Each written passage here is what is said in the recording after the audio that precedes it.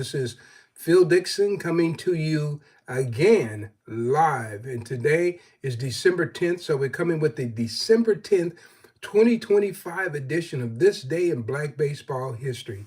So I've been struggling with some cold here a little bit, but so we making it through it. So it doesn't matter at all.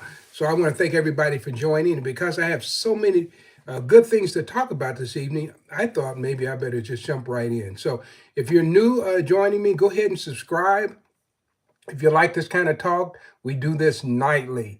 All right, so let's jump right into it, okay? So I'm going to give you historic facts that happened on December 10th. So with a little commentary based on my 45 years of history. So here we go. December 10th, 1902. Ray Theodore Shepard is born in San Antonio, Texas. A lot of good ball players came from Texas. And of course, Shepard, he married the farmer Frankie Freeman, and the union lasted for 63 years.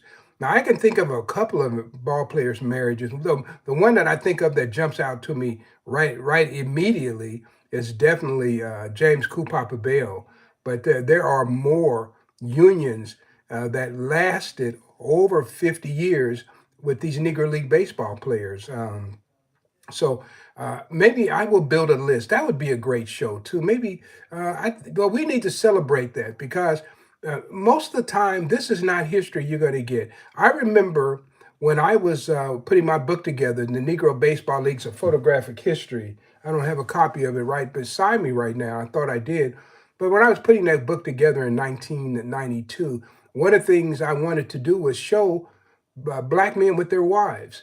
Typically, you didn't see that, other than maybe Jackie Robinson. You saw him with his wife, but a lot of the guys you didn't see, especially when you came to Negro Leaguers. They didn't include the wives at all. And I think to this day, you probably still don't see very many pictures of Josh Gibson's wife or Buck Leonard's wife or John Henry Lloyd's wife.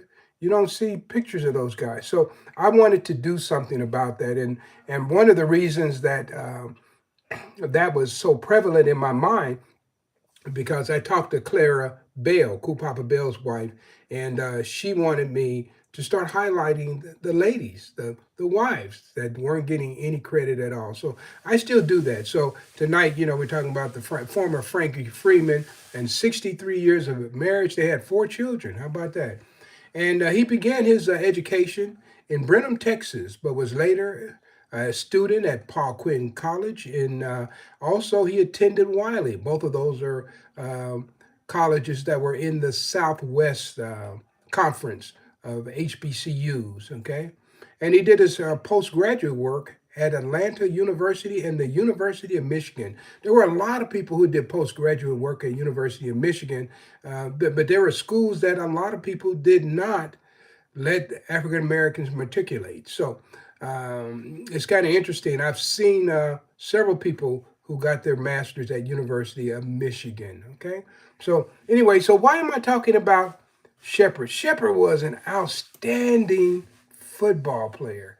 He was a quarterback for Bishop, and he was also the team kicker. They said he could stand on the 50-yard line and kick it through the upright, a drop kick right through the upright. This guy was a sensational football player. All right, so I want you to know that. But guess what? He was also a very good baseball player. And he played for the Indianapolis ABCs, played for the Detroit Stars, and played for the Birmingham Black Barons. And one of the first people that I remember talking about him was Julian Bell. Julian Bell, they were good friends. And so anyway, guys, you got to go look up Ray Theodore Shepard. And of course, he played with the Birmingham Black Barons last. And of course, Julian Bell was on that same team with him. And they might have been together at Detroit too. I have to go back and check that. But these are guys who were academics, Julian Bell and also Shepard, who were academics, who were tremendous athletes in their own right. And so I like celebrating these guys because these are people that we need to talk about more and more and more. Okay, this is a place to pick it up. So anybody, if you're joining me here, go ahead and put in your either state or city that you're following me from. That would be great. All right. Okay, so let's go to another one. December 10th, 1925. Here's another name you don't know much, hear much about.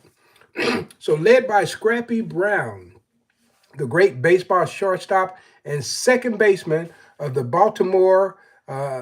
Actually, he was playing basketball for the Baltimore Ephesians. Of course, they defeated the St. Christopher Club of New York in professional basketball action by the score of 37-19. Back then, guys, they didn't have these big scores like you see in the NBA and college basketball now because they didn't have the shot clock. So you could pass the ball and keep the ball moving around, and when you finally got the great shot, that's when you took it. So they used to have a lot of low scores. You don't get to a lot of 50 plus games in the scoring until you get to about the 1950s, late 1940s. So, but yeah, so Scrappy Brown, great, great nickname. You ever heard of Scrappy Brown? Brown?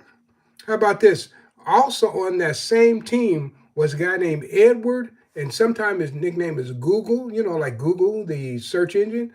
And he was also called Possum. So his name was Possum or Google Poles. And he played on that team as well. And so in this particular game, Brown and Google's Poles led their team in scoring. And of course, Poles also was an infielder with the Baltimore Black Sox. That night he dropped in 12 points. Okay, and once again, so you have these baseball players who are just multi-sport athletes. And I love talking about these guys because this is the aspect of the Negro Leagues that they're not talking about nearly enough. All right. So, guys, if you follow me, go ahead and put in where you're from. I'm going to be looking at that. I'm going to talk to it on toward the end of my broadcast. All right. Okay. How about this one? We're going to stay with baseball players playing basketball. Okay. So we got December the 10th, 1929. In professional basketball, the visitation team downed the New York Rens team 52-43. There's a 50-point game. And what's that? Oneida, New York. Okay, I may be mispronouncing that. And Bill Yancey, who played for the New York Black Yankees, and of course Clarence Fats Jenkins, who were part of the Rens. They didn't have a good night, so they hit 8 points.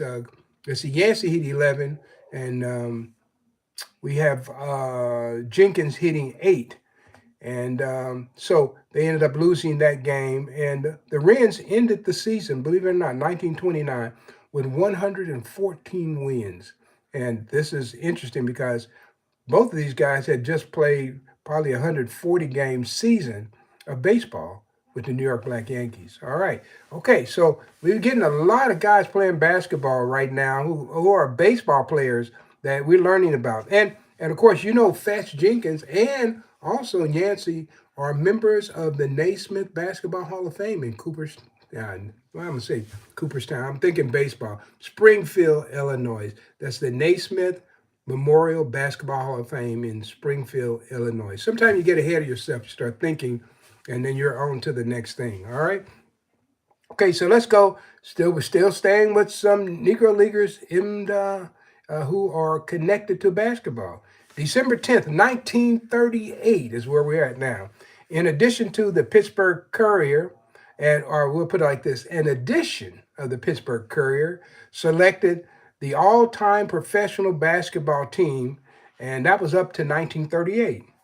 At guard, they selected Clarence Fats Jenkins, guy I just talked about, who was playing for the Rens. No surprise there. Who was also a baseball player in the Negro National League. We know that. And so one of the people writing the article was Cumberland Posey. Now, he's a modest guy, so he didn't select himself. But the writer who, like maybe the editor of the Pittsburgh Courier, he wanted him to say, well, Mr. Posey is too modest to mention the fact we feel that no all-time, all-American basketball team could possibly be complete without his name. And today, Cumberland Posey is the only African-American basketball player, there could be some other ones, I don't know, who is in the Cooperstown Baseball Hall of Fame, of course, his connections with the Homestead Grays, being the owner of the team, and also uh, he's in the Naismith Memorial Hall of Fame in Springfield, Massachusetts. Okay, so this guy, he's widely recognized as being one of the outstanding great basketball players of all time. But the interesting thing is that they played baseball. And see, one of the things about baseball, baseball was the sport where you could make money. You could make a living. There was probably only two sports that you could really make a living at back in this period, and would be baseball and it'd be boxing. A lot of boxers who played in the Negro National League as well. So, yeah, we like keeping that going. All right, so let's jump up to 1951, December 10th, 1951. The National League New York Giants sent Artie Wilson to Seattle of the Pacific Coast League as part of a conditional deal. And then Artie Wilson was just a great hitter. This guy was one of the greatest singles hitters. He didn't have a lot of power always, but this guy would put the ball in play and just rack up tons of hits. Artie Wilson. And the thing about the Giants had more black players. Actually, they were the first team to ever put, I think, 5 black players on the field at one time during this period. But they had some great players, and Artie Wilson suffered because they kept him down in the minor leagues. Same thing happened to Ray Dandridge. They kept him in the minor leagues. Artie Wilson was on the West Coast, and Dandridge was up in Minneapolis. And these guys were capable of playing in the National League with the Giants, but they already had people like Willie Mays, they had Hank Thompson, they had Monty Irvin, and they had Ray Nobley. So they were not going to be in a hurry to bring some of these guys up because they had a lot of black guys. And guys, there were still a lot of racism in baseball, and some of these teams, they just didn't want all this black talent on their team. So that's part of the story. But just know Artie Wilson would go on that year to lead the Pacific Coast League in triples, and he batted .316. No surprise to me. Had a chance to talk to Artie. He lived for a number of years, and there's probably a number of people who had a chance to talk to Artie, okay? Now, remember, put where you're calling me, where you're watching me from, because I'm going to go back and review that in a moment, okay? How about this one? I also interviewed this guy, too. December 10th, 1969. I interviewed him. The Cleveland Indians traded Louis Tiant and Stan Williams to the Minnesota Twins for 4 players. And Tiant had been great with the Indians. I remember him pitching for the Red Sox, and he was the one that he turned his back and he pitched had a funny motion. I got a chance to talk to Tiant, and I have his autograph somewhere around the house. He just passed away probably in the last 4 years. But Tiant was a great one. His dad was a great player. His dad in 31, his dad was with the Cuban House of David, a team that was sponsored and promoted by Sid Pollock. Now, Sid Pollock had the Cuban House of David. They were trading on the House of David name, so they were up around Council Bluffs, Iowa. And Ray Eldon was the road manager and the heavy promoter for the House of David. And that's, of course, the House of David was the original House of David out of Benton Harbor, Michigan. So to stop Sid Pollock from using that name, he sued him in Council Bluffs, Iowa in 1931. Yeah. So, yeah, this was serious business, trading on somebody's name to get, make money. So, but Sid Pollock, that's one of the early teams that he had. And he was out of Tarrytown, New York. Sid Pollock, Tarrytown, New York. All right, so let's see, we got one more. And I actually had a chance to talk to this guy. And the event I'm talking about now is December 10th, 1985. Pitcher Joaquim Andujar is acquired by the AL, that's American League Athletics, from the St. Louis Cardinals in exchange for Mike Heath and Tim Conroy. I remember 1985 during the World Series. I remember Andujar had a bad game, and he came in. I think he took a baseball bat and he broke the face bowl in the Royals locker room. So Hey, you don't forget stuff like that. And I covered that World Series for the Kansas City Call, so I was there at all the home games. I didn't go on the road games, but I was there for the home games. Of course, I was there the night that the Royals won it, and that controversial call at first base. Interesting, interesting. But yeah, I've had a chance to see a lot of baseball, and yeah. So anyway, that kind of does it for some of these facts I have for tonight and a little commentary that I had. So let me go and say hello to a few cities, all right? So let me see if anybody puts in here. They was trying to see if anybody put their city here. Somebody says somebody has a question. I'm going to take your questions at a later time. Somebody said from Lake Tahoe. Okay, all right, Nevada. Okay, I guess that's the only one that's mentioning.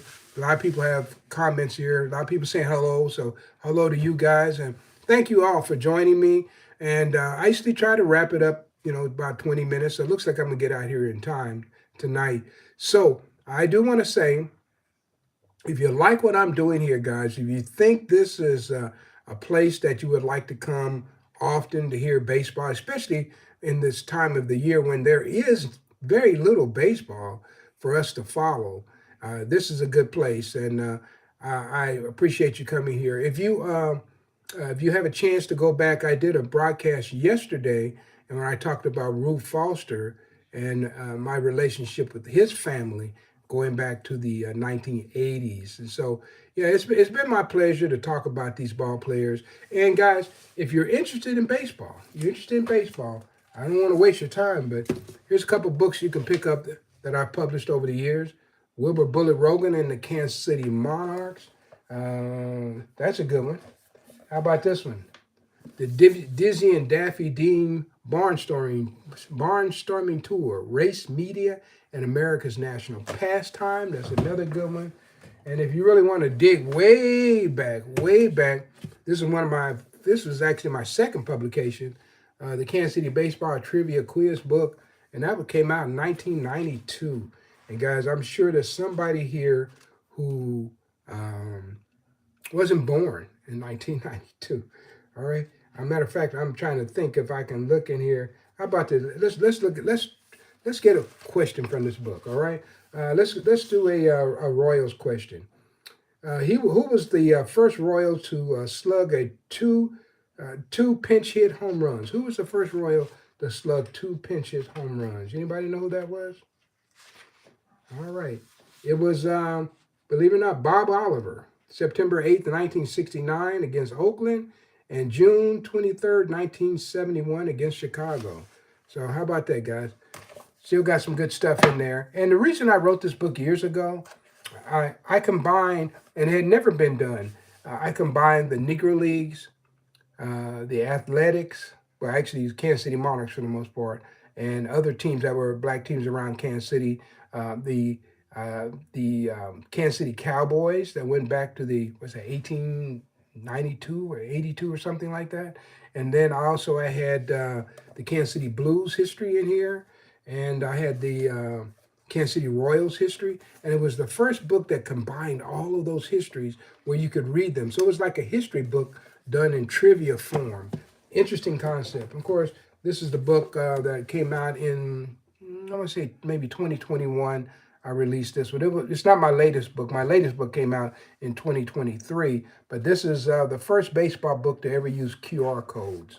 Maybe one of these days I might scan one of these QR codes and let you hear what's in the book. So anyway, guys, it's 19:05 right now. If you like what I'm doing, go ahead and subscribe, guys, and stick with me. I will say this, tomorrow in Kansas City, there's a big recognition. There's a ball player. Actually, he played ball. He's a young man around here, and his name is Officer Ming, is who he became, Officer Ming, and he was killed in the line of duty this past summer. And because he played baseball, the old field where we grew up, we're going to rename that field. The city's already approved it, and tomorrow there's going to be a small ceremony as we change the name from Heathwood Park to Officer Ming's Park. And I will give you some information and maybe have a little clip on that tomorrow. So if you go to my Facebook or my Twitter, you'll see a post there. I'm trying to get as many old baseball players from around the area, kids who play baseball in the park like myself, to come back and be there when the park is changed name. So yeah, an officer killed in the line of duty who was a former baseball player. So yeah, my head's off to him. He was a great guy. So all right, gentlemen, I am out of here. Thank you for joining me this evening, and I look forward to seeing you again tomorrow. And we're going to do another edition of This Day in Black Baseball History. And of course, today is the December 10th edition of This Day in Black Baseball History. Thank you. You have a nice evening, and I'll see you real soon.